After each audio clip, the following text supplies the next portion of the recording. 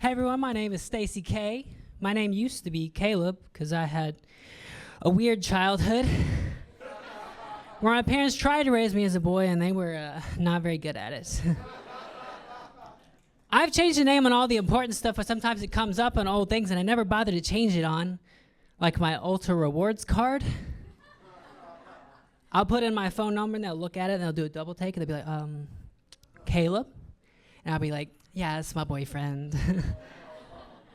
But sometimes I'll be with friends and they'll see that and they'll see the last name come up and they'll be like, but boyfriend, same last name? And that one's easy. I just say, I'm from Arkansas, so.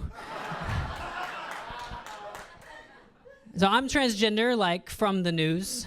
You guys, you people might have heard of us, but my grandma calls me every day. She's like, I saw you in the news again. I'm like, Granny, that was Caitlyn Jenner.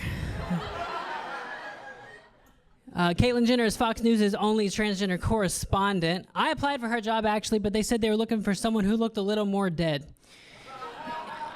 And also, like, she killed an old lady with her car. You know, Fox was pretty into that. They love cutting Social Security one granny at a time, you know?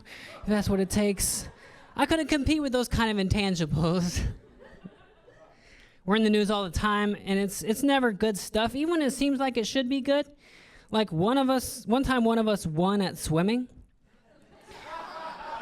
That was transgender 9/11. Like I remember where I was, what I was doing. I was drinking a Bud Light. I was reading my Communist Manifesto.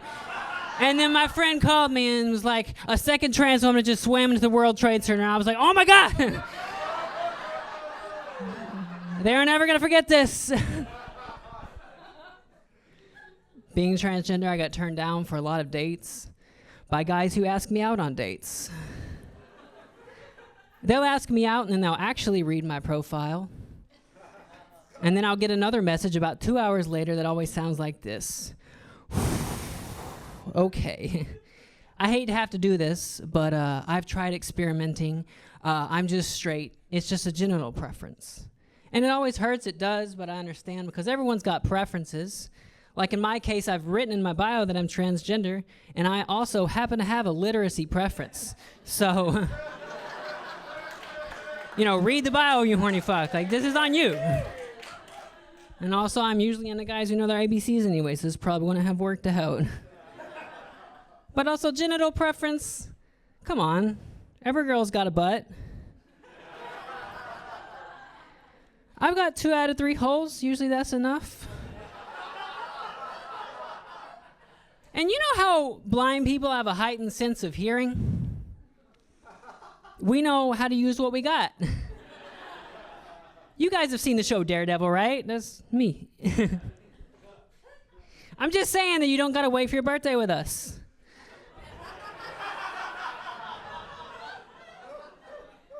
People try to come up with a whole sexuality to explain not being into trans women.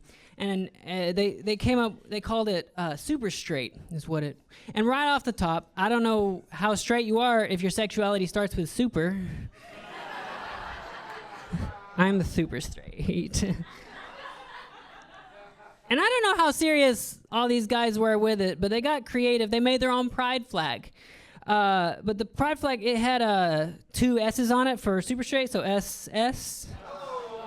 And I don't know how many of you guys have seen Indiana Jones or Hogan the Heroes, but kind of derivative from the bad guys from that.